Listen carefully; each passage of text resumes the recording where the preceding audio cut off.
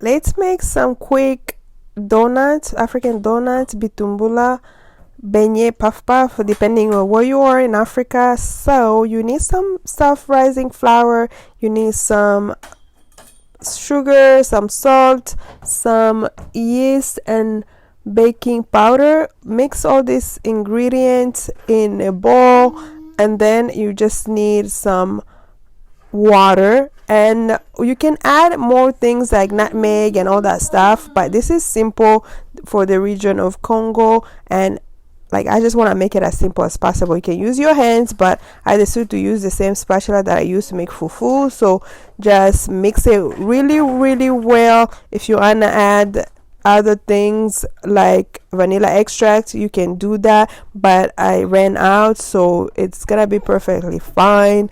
And mix this well. It's been a while since I did this. I used to like doing this. I learned this from my mama. She's in Congo, and it's been like years since I've done this, but I try to, my kids, when they ask, and I try to make it. So it's been, and usually I go to the African store to buy it, but let me just make it. Why make it when, why go buy when you can make it, when you know how to make it? So it's really super quick, but just a couple tricks here and there. Just make sure you put enough yeast, and then make sure it's not super watery like this. I need to add a little bit more flour, and then if you add enough yeast, you're gonna see that it's gonna rise. If it rise like twice as much, then it's good, because that way it won't sit at the bottom of the oil. You guys gonna see in a little bit. Just make sure it's mixed well, the flour is mixed well. But yeah, it just looked like this.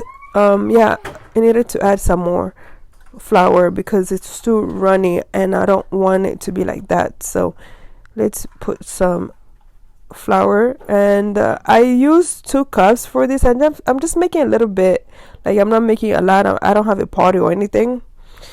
So this is just for the family, something, because I wanted to eat some puff puff or African donuts or bitumbula. So I'm making it, and I don't really want to go to the African store. So here we are. Yeah, mix it. It's looking better now. You can see start looking better, and and continue mixing it.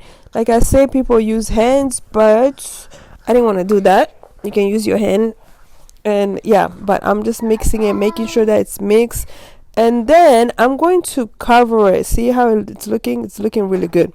I'm going to cover it. Usually, I remember my mom when I was younger, she used to do this at night, and then in the morning she'll make the donuts. But I don't want to do that. This is America. I ain't got no time for that. Sometimes I do that, but no. So what we're gonna do, we're gonna put it like an hour, because I put a lot of yeast, and then not only that, the self-rising flour. So I'm going to just put this, I'll cover it with aluminum foil and put it in the oven. Don't turn the oven on, please. We're not cooking this. Leave it in the oven so it can rise up. So there's the aluminum foil, and I'll put it in the oven for 45 to 1 hour, and then I'm going to fry it. When you deep frying it, you will need a lot of oil, and make sure you taste the oil. See how much it rises. It's more than double the size, but I usually have to check it, and making sure that it's good. And so and then I was just like trying to play with it, but anyways, you don't want it to be too much. If you put too much yeast, then it's gonna be too much, and then it's gonna burn. So I'm getting ready to fry this, and you need a lot of oil, either in a pan, saucepan, or in a pot. And I chose this pot right here, and make sure the oil is hot. If it's not hot, it's not going to work. And then make sure you don't burn yourself. I'm not using my hands because I ain't trying to burn myself today. No, not today. So make sure when you put it in the oil, it does not sink. If that sink, that means you did not put enough yeast, or you put too much flour. So make sure it just goes down and then it comes up. And then You see the color is gonna change the color. You know how it's ready. It's usually about 2 to 3 minutes on each side, and then it flips itself. If it does not flip or turn over, then you can go ahead and do it. Sometimes it doesn't, so don't overcrowd it. Don't put too much in it.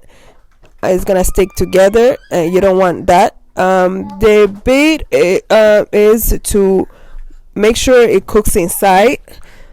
That's the most important part, because outside it can look all good. Trust me, I've done this so many times, and the most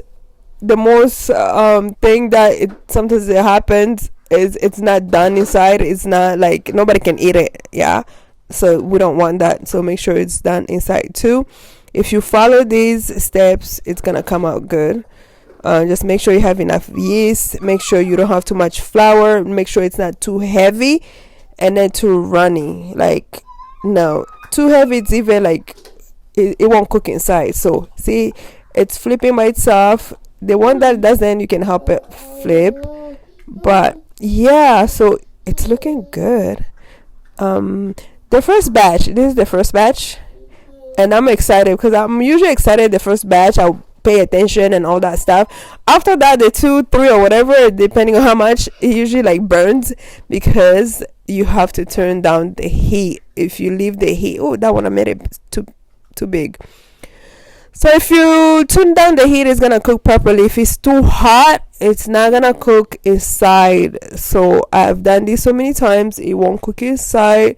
Nobody's gonna eat it. You're just gonna throw it away. So yeah, but it's looking so yummy and delicious. I'm so proud of myself. I usually attempt to do this every time. I usually give up if my kids ask me. Like I said, the first batch, first and second, usually comes out good, but the secret is in the mixture. Once you do the mixture right, it's going to come out right. And yeah, the smell is really good all over the house. It just reminds me of my childhood as a kid, you know, coming like the first thing in the morning, like waking up, you smell that, or you're like, oh yeah, your mama is been making beignet, and also for my beignet. So yeah, this is from the Congo and from the Katanga region. So everybody else all over the world make them differently. You can add or subtract whatever you want to do, but yeah, this is the easy way that I make this bitumbula beignet African donuts. Yeah, let's check. See that? There's no stuff, like it's good. It's good. I can actually eat this. Yay. Thank you for watching. Don't forget to subscribe and like and comment.